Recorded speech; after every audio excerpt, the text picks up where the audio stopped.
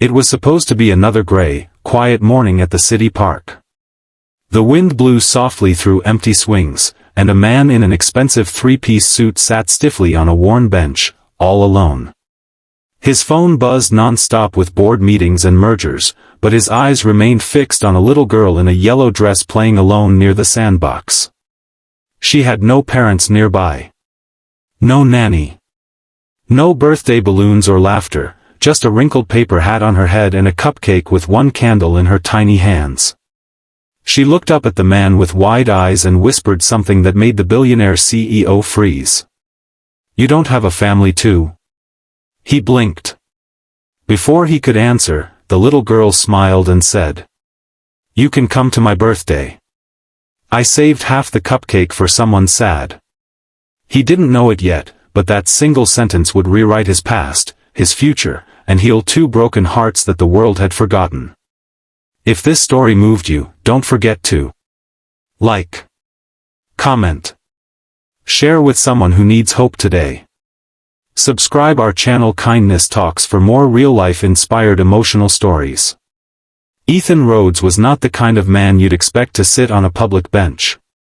He was the CEO of Rhodes Global, a multi-billion-dollar company that handled everything from real estate to international tech mergers. But no amount of wealth could fill the echo in his penthouse, nor silence the ghosts he never talked about. For years, he buried himself in work, avoiding birthdays, holidays, and any moment that hinted at family. He came to the park that day out of muscle memory. It was where his parents used to take him when he was small. Back then, life was simple. His dad would push him on the swings. His mom would braid his hair with daisies. But when the car crash took them both on Ethan's 10th birthday, all those memories turned to fog and ache. Since then, he'd taught himself never to hope. Never to attach. Never to feel. Until that yellow-dressed girl came skipping into his view. She was no more than 6, with unbrushed curls and shoes that were clearly second-hand. She played with a plastic spoon like it was a magic wand, commanding invisible dragons to protect her cardboard castle. Ethan watched, curious. Amused. Then, oddly moved.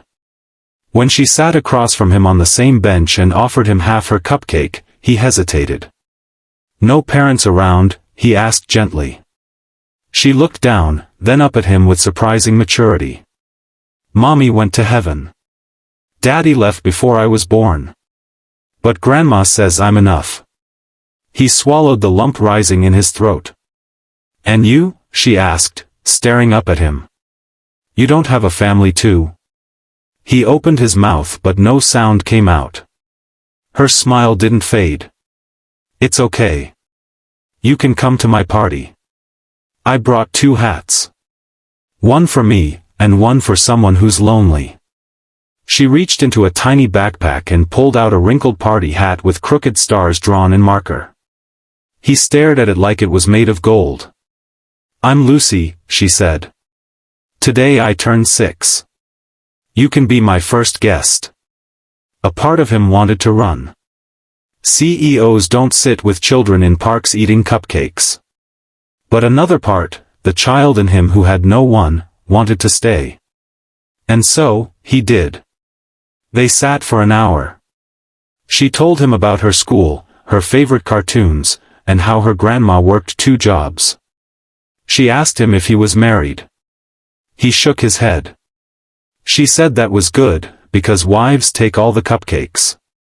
When her grandma came rushing toward them in panic, she froze seeing Ethan, realizing who he was. I'm so sorry, Mr. Rhodes. She doesn't know better. Please forgive." Ethan stood slowly. "No apologies needed. Thank you, for raising such a rare soul." He handed Lucy his business card. "If you ever need anything at all, call me." Lucy beamed, hugging him without warning. "Next year, you'll come again?" He nodded, the stiff man inside him beginning to crack. He didn't know it yet, but that hug would follow him home. And change everything. 12 months passed. Ethan went back to his life of suits, deadlines, and robotic smiles. But something had changed. He visited fewer boardrooms and more parks.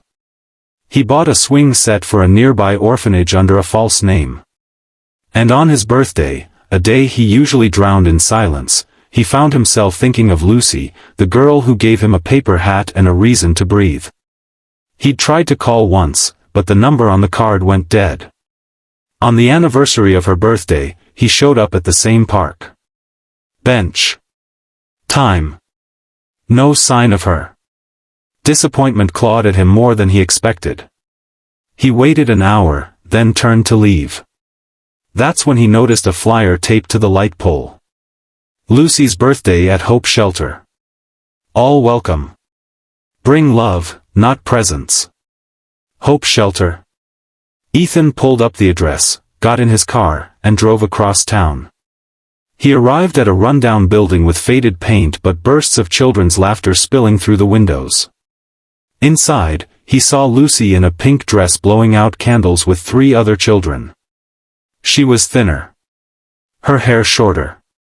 But her smile, just as bright. He approached slowly. She turned, and gasped. "You came." She ran into his arms.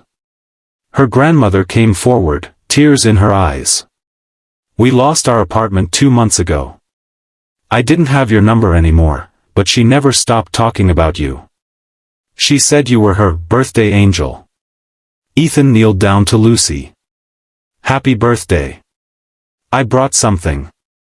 He opened a small box. Inside was a charm bracelet, with a tiny cupcake charm and a little paper hat made of silver. Lucy's eyes sparkled. "Now I can wear our party forever." The shelter director came up, thanking Ethan for coming. She had no idea who he was. He just smiled and said, "I'm just someone who was lost, until a little girl found me." As the night ended, Ethan made a decision. He bought the shelter that week, renamed it Lucy's Light, and expanded it across the city. But most importantly, he adopted Lucy and her grandmother legally. Because sometimes, family isn't who you're born with. Sometimes, family is who shares a cupcake with you on a bench, when no one else is watching. One small act of kindness can save a soul. One lonely heart can become the center of a new family. And sometimes, the person who has everything is just waiting for a child with nothing, to remind them what truly matters.